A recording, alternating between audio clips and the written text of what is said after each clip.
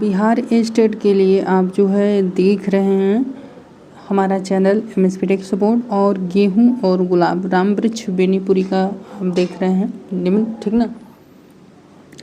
तो ये आपको एक ही चीज़ हम यहाँ पर बताएंगे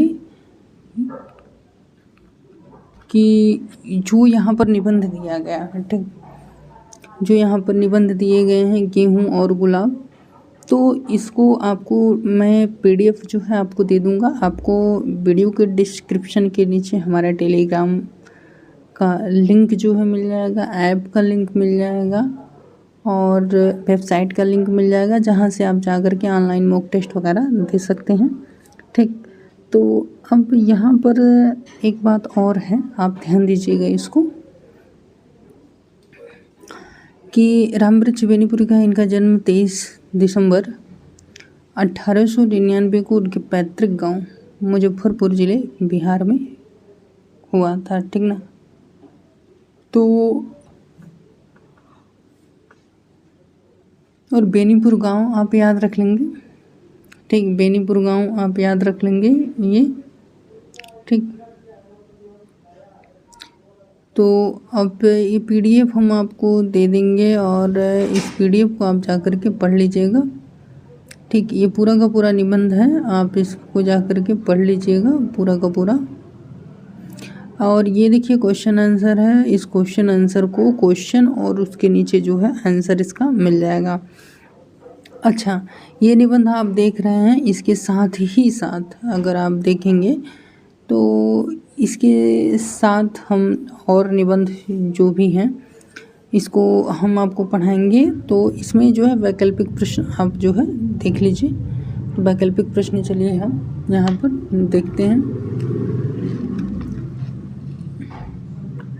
तो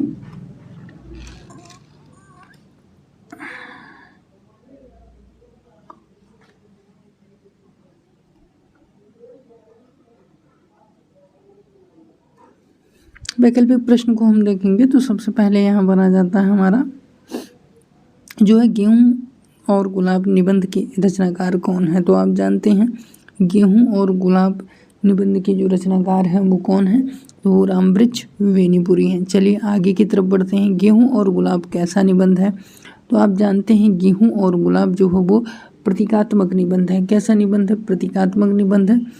चलिए आगे की बात करते हैं। गेहूं और गुलाब निबंध के अनुसार पृथ्वी पर मानव अपने साथ क्या लेकर आया। तो आप जानते हैं मानव जो है अपने साथ भूख और प्यास लेकर क्या है आया, ठीक ना।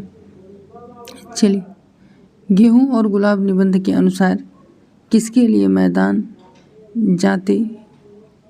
जा रहे बाग उजड़े जा रहे हैं। तो ये समझिएगा चौथे नंबर का जो ऑप्शन हो जाएगा, तो आप जानते हैं वो है गेहूं, ठीक ना। तो वो क्या हो जाएगा, गेहूं हो जाएगा। चलिए आप पाँचवें नंबर की बात करते हैं। गेहूं और गुलाब निबंध के अनुसार कौन भरी जवानी में सिसकियां ले रहा है। भरी जवानी में कौन सिसकियां ले रहा है, तो आप जानते हैं कि भरी जवानी में जो सिसकियां ले रहा है वो कौन है, गुलाब है। कौन है, गुलाब है, ठीक। चलिए आगे की तरफ बढ़ते हैं। इस निबंध में गेहूं किसके प्रगति के प्रतीक है। तो आप जानते हैं गेहूं किसकी प्रगति का प्रतीक है, तो आप जानते हैं भौतिक, आर्थिक, राजनीतिक, सभी डी विकल्प सही हो जाएगा आपको। इस निबंध में गुलाब किसके प्रगति का प्रतीक है, तो आप जानते हैं गुलाब जो है वो किसकी प्रगति का प्रतीक है। तो एक जानेंगे आप, ये जो 7वां क्वेश्चन है ये क्या है, कहते हैं ये कला, मानसिक, सांस्कृतिक, ये सभी का क्या है, प्रतीक है। इस चीज़ को आप क्या ध्यान रखेंगे। रामवृक्ष बेनीपुरी का जन्म कब हुआ। आप जानते हैं रामवृक्ष बेनीपुरी का जन्म कब हुआ, तो रामवृक्ष बेनीपुरी का जो जन्म हुआ ये कब हुआ, तो आप जानते हैं रामवृक्ष बेनीपुरी का जो जन्म है वो 1899 ईस्वी में क्या है हुआ। गेहूं और गुलाब निबंध के अनुसार मानव को मानव किसने बनाया? मानव को मानव जो है किसने बनाया? तो आप जानते हैं गुलाब ने बनाया। कहते हैं इस निबंध के अनुसार मानव शरीर में पेट का स्थान कहाँ है? पेट का स्थान कहाँ है? तो आप जानते हैं नीचे है। चलिए आगे की ओर बढ़ते हैं। इस निबंध के अनुसार सबसे ऊपर का स्थान है, सबसे ऊपर किसका स्थान है? तो आप जानते हैं सबसे ऊपर जो है मस्तिष्क का स्थान है। कहते हैं अब गेहूँ किसका प्रतीक बन गया है? तो आप जानते हैं गेहूँ जो है ये सभी का प्रतीक, तोड़ने वाले, उगाने वाले और थकाने वाले, ये सभी का क्या है? प्रतीक बन गया है, ठीक ना। चलिए आगे की तरफ बढ़ते हैं, 13 नंबर की बात करते हैं। कहते हैं अब गुलाब किसका प्रतीक बन गया है? अब गुलाब किसका प्रतीक बन गया है? तो आप जानते हैं ये सभी का, ठीक ना, गलीज, भ्रष्टाचार और गंदगी के। चलिए आगे की तरफ बढ़ते हैं।